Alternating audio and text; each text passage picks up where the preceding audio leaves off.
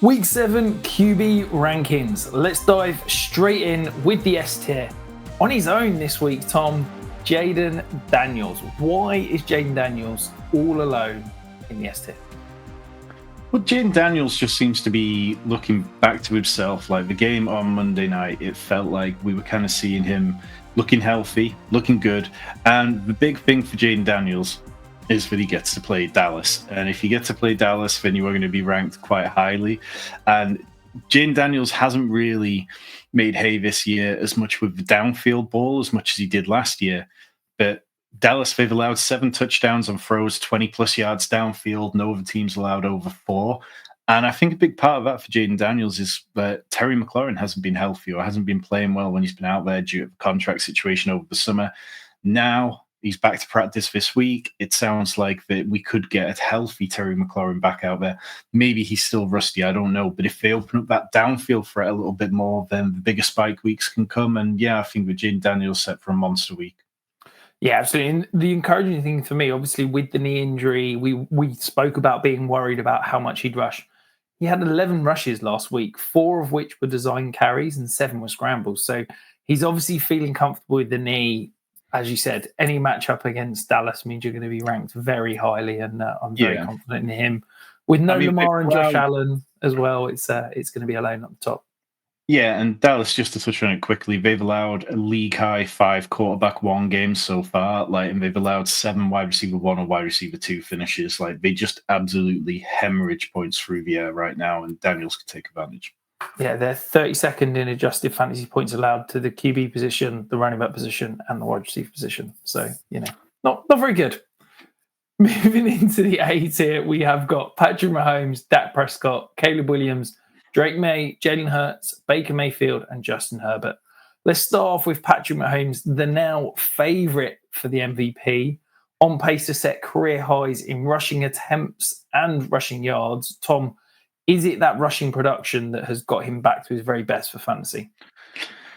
Well, I think it's that, as well as the fact that he is throwing the ball downfield much better this year. The scrambling, the rushing touchdowns definitely helps. That kind of, I'm going to put it all on my shoulders and just do it when I have to, because he's not getting much help from his own running game. I think that the return of Rashee Rice is obviously huge. It adds an extra threat. And Travis Kelce's been playing quite well. Xavier Worthy, whilst he's been out there, has been good. It seems, they've got better than expected performances from Hollywood Brown and Tyquan Thornton. And this is just all starting to click. And I think that over the last few weeks, we've really seen the Chiefs turn the corner. Playing the Ravens will always help, but not just then, last week as well against the Lions. And over the past 3 weeks, the Chiefs are 9th in EPA per drop back, 3rd in drop back success rate, 5th in the NFL in deep passing attempts. And it's just all helping Patrick Mahomes become a really fantasy viable quarterback for the first time in several years, to a level which we kind of haven't really seen under Matt Nagy, offensive coordinator. Now, this game against the Raiders, every week we come on here and I kind of talk about the Raiders being a bit of a funny defense to play against. They've allowed the 9th fewest QB fantasy points so far against the pass. They rank 19th, so it's definitely not a top unit, but definitely not bottom of the league either. So in a divisional match, maybe things get a little bit funky, but the way Patrick Mahomes is playing right now, it's very hard not to rank him inside the top 4 quarterbacks every week. Yeah, absolutely. I'm really excited about what Rashee Rice coming back to this offense brings. Patrick Mahomes is my QB1 this week, so yeah, I'm very much wheels up and excited to watch that game at the weekend. Caleb Williams, he comes in as your QB4, my QB5, our QB4 overall. Obviously, it feels like he's starting to establish himself in this Ben Johnson offense. I thought at the weekend, he's starting to understand where his escapes are. He's understanding where his check down is. He's understanding where he needs to extend and where he needs to tuck it and scramble. And to me, that's kind of really encouraging, because it's showing that he's not just going 1 to 2 to 3, but he's understanding the reasons why. For fantasy, though, okay last week, 19.9 points, but you're expecting the big things this week, Tom. Yeah, and to your point about his points, he's only scored below 18 fantasy points in 1 game this season. So, that's really good consistency. He does average the 8th most fantasy points among quarterbacks. And again, this one heavily comes down to matchup. It's playing the New Orleans Saints, who are in Chicago. So he gets to be at home for this one. And the way the Bears are playing, it looks like things are starting to click. The Saints have allowed the fifth most fantasy points to quarterbacks. Their defense ranks 28th in EPA against the pass. And it felt like there were a few adjustments coming out of the bye that might unlock certain things. Like they entered week 6 with the fifth highest rate of 12 personnel this season. And then on Monday Night Football, they used 11 personnel on 53 of 59 plays. If that means that they're able to get Luther Burden out there more, if that means that the wide receivers are getting more consistently involved, and that can only be a good thing for Caleb Williams. And we've seen enough from him as well on the ground that I think he can have a good game. The Saints have allowed a decent amount of quarterback rushing this year as well. So, yeah, very positive for Caleb Williams. And then the final player I want to touch in this tier, someone we have quite different rankings on, Baker Mayfield. He's your QB3, he's my QB8. I'm really worried about this wide receiver room. Maybe we get Mike Evans back, but this Lions defense is also getting a few refreshings back into the mix as well. They've got Aleem McNeil and hopefully Terry Arnold back this week. So why are you so confident that Baker Mayfield is going to produce again? Yeah, maybe 3 years a touch aggressive. It might be one of those kind of ones that comes down as the week goes on and we get closer to Sunday. But this game does have a 52-point over-under despite all the injuries to Tampa Bay. And the Lions are only favored by 4.5 points. So people are very much believing that Baker Mayfield, one of the MVP favorites, is having an incredible season and having it for all the right reasons. Like even after Emeka Egbuka left the game last week, Baker Mayfield had a perfect passer rating and averaged 15.4 yards per attempt for the rest of the game. Like he was getting it done with Cameron Johnson, Tez Johnson, K-Dot, and Sterling Shepard. He was absolutely fine. I think that what we've seen from him this year is the most comfortable he's looked, and it's wild considering that he's on to yet another new offensive coordinator. The Lions, like their defense, it's really up and down at times. Like some weeks it looks fantastic, then the next week it seems like you can get at them.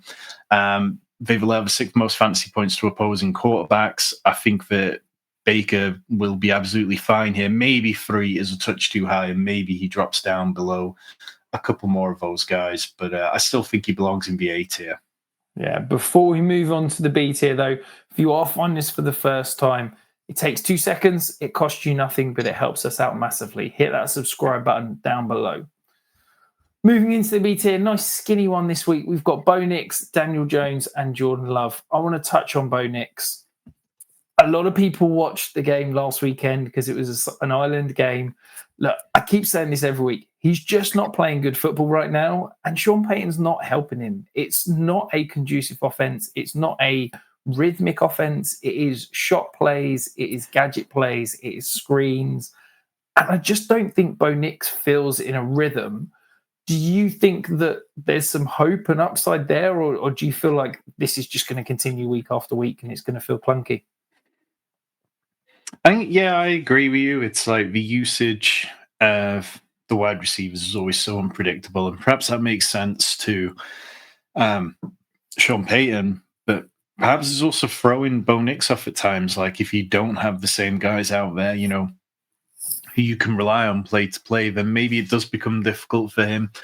In general, we've definitely seen some regression from him, but this matchup against the Giants, it's not one we need to be afraid of. Like the Giants, they're a fine defense, but they're not necessarily a great defense. I think that we've seen quarterbacks take advantage of them. We know they like to play a huge amount of man coverage. I think they play the 2nd most man coverage in the league behind only Denver. And that opens them up to lose quarterbacks to scrambling. If every defender's got a man, then nobody's got the quarterback quite often. And that means that maybe we see a little bit of scrambling. This is a low over-under at 40.5. The Giants handicapped by 6.5. In theory, that means that, the Broncos should be fairly comfortable at home. And maybe Bo Nix isn't pushed too much. And this could probably ends up being a game where the Broncos running backs are the better fantasy options. Yeah, it does feel like after last week's debacle, they need a get-right game for this offense, and maybe it comes against a weaker than average Giants secondary. I mean, you say debacle, but, we've won the last 2 games against the Jets and the Eagles. Yeah, but I mean, they were lucky to win the Jets game. I mean, the Jets had a chance to win it. I appreciate the Jets were embarrassingly bad, but the fact that the Jets hung around in that game, I think, is absolutely. Should we say? Before we move into the C tier, though, if you've got any questions, whether that be start sits, trades, or whatever you want, get them in the comments below. Tom and I will answer 100% of those questions in the comments. The C tier, we have got the aforementioned Jets quarterback Justin Fields, Jared Goff, Jaxson Dart, Matthew Stafford, Trevor Lawrence, and Sam Darnold. We're going to start with Justin Fields, Tom. I got plenty of questions in the Discord and in DMs this week about what to do with Justin Fields rest of season. Looks like Garrett Wilson's not going to play.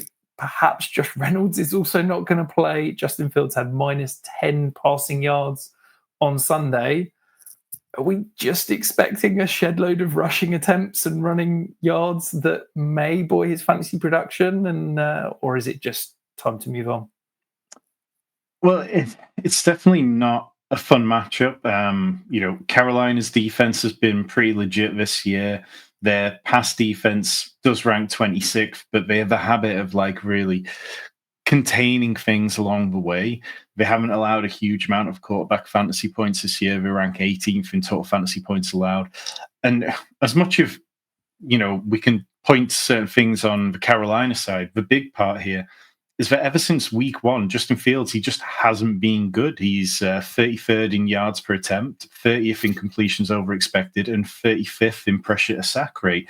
This is the old Justin Fields. After week one, we thought, could we possibly be seeing Justin Fields in a system where he's settled, where he's going to thrive? And the answer's been no. It's been garbage. I do think that Mason Taylor looks legitimate and that we are going to see a nice season from him. But after that, what are we talking about?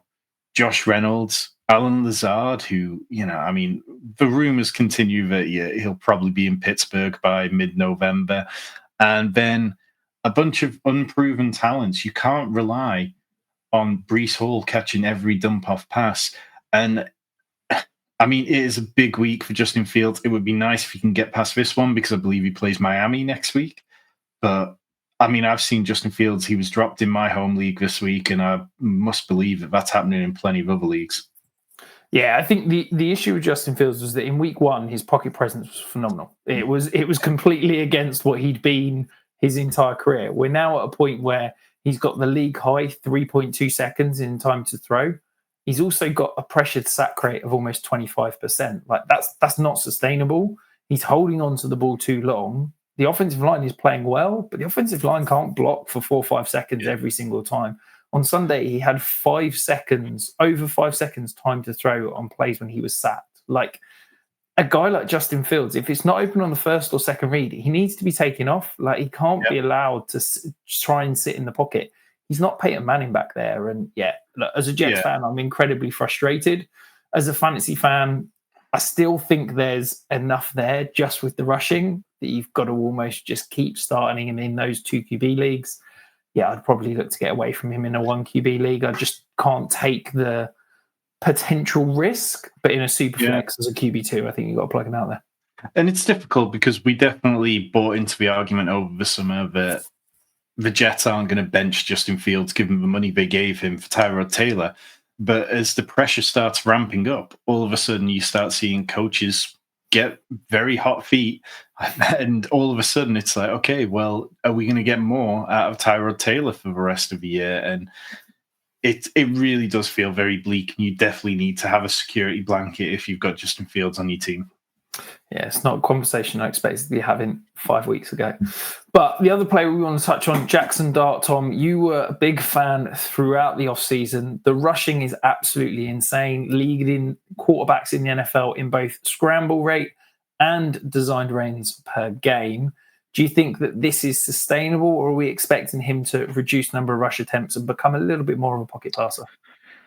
Well, look, his second start against the Saints was very high. Thought that he really could go off, and again, kind of touched on that already, talking about Caleb Williams, but playing the Saints does provide opportunities.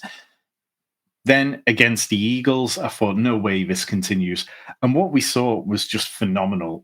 On prime time, it was just absolutely fantastic. And against the blitz, He went 9 of 14, 108 total yards, a touchdown, 108 passer rating per PFF. That's fantastic against this Eagles defensive line. Now, I know they were missing a couple of top players. I don't really care, though. Like, Jaxson Dart has shown me that you can trust him to get it done on the ground or through the air enough that I'm comfortable playing him. And mention those blitz stats because the Broncos blitz at one of the highest rates in the league. They're top 3 in blitz rate. And I feel like that's going to be their main avenue of trying to get to him because the Giants' offensive line's been playing pretty good since Andrew Thomas came back. The Broncos, obviously, top defense. We've allowed the second fewest fantasy points. They rank second in EPA pass defense. But I think Jaxson Dart, he became only the 4th quarterback ever to rush for over 50 yards through 3 games in each of those in his career, tying with Lamar Jackson and Jalen Hurts. So it was only 3 quarterbacks. It's just ludicrous. Yeah, and I think, look, the Broncos are the best defense in the league. They've got elite corner. They've got maybe the favorite for Defensive Player of the Year in Nick Bonito at the moment. But you can get after them scrambling at the quarterback. You know, they're great in coverage, great pass rush. But if you're going to sit back and pass, the scramble's where they're weak. So, yeah, I am intrigued to see how he can hold up this weekend. One other player that you are super high on this week, you're going to the game over in London, Matthew Stafford versus a buoyant Jaguars defense, but no Devin Lloyd. He's not travelled with the Jags over to London. Why are you so high on Matthew Stafford? Yeah, and for the last couple of weeks, we've talked about how the Jags deserve more respect on defense. I mean, they really have played fantastic. They lead the league in interceptions with 10. They rank 7th in EPA pass defense. And they've also been good against the run as well. Not quite as good as against the pass, but I just think that you still can get at them. And because the Jags have been able to go toe-to-toe a little more scoring, it's opened up some higher points potentials at the minute. Like they've allowed the 8th most fantasy points to quarterbacks. Now they play a lot of zone coverage, which Matthew Stafford's been pretty good against. He ranks 8th in QBR against. And I just think that even without Puka Nacua, the Rams have just been an excellent team this year, probably one of the few good teams in the NFL. And it's sometimes when you get down to this level of the rankings, it's not necessarily about saying, I think Matthew Stafford is head and shoulders ahead of XYZ.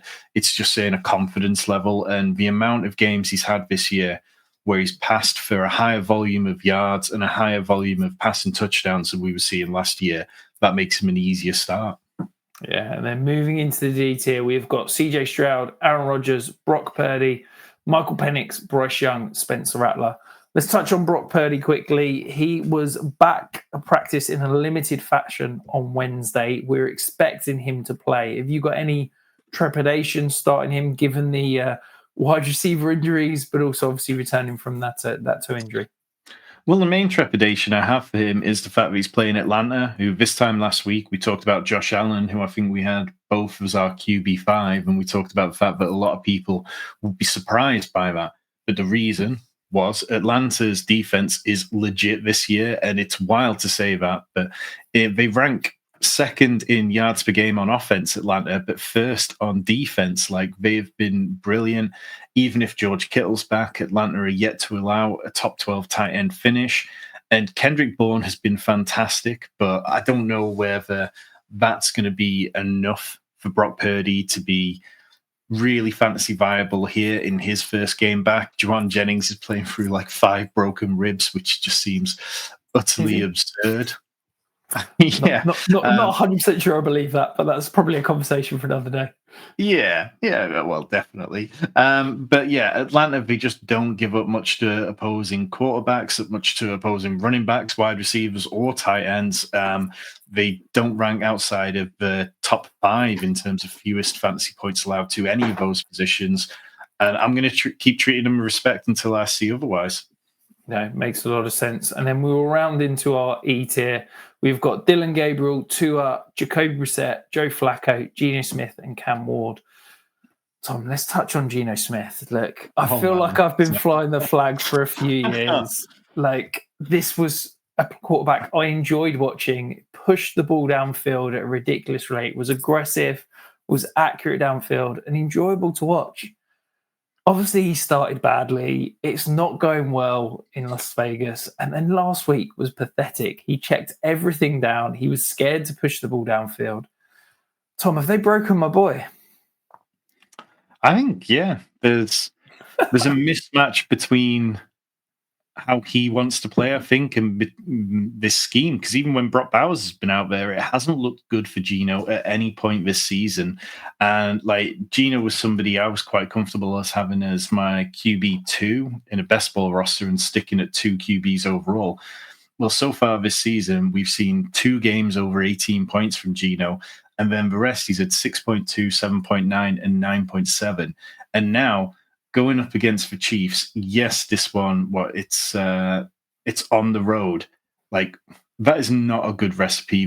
The Raiders are down by 12 according to Vegas on this one, and I don't think that Geno's going to have much success against a Chiefs defense who are top 10 in pass defense EPA. They've been really stingy all season, and I don't understand. Like, I can't work out, if I was to make a positive case for Geno, where it would be. Like, it's miserable across the board, and yeah, I'm very much worried for him. Yeah, very disappointing. And that rounds it out. We've obviously got the Vikings start. I'm not sure who's going to start for them. We've got them in the F tier. If you are struggling with any more start-sit decisions, though, ensure you check out these other positional rankings videos and get the questions in the comments below, because we will answer 100% of those all the way up to kickoff.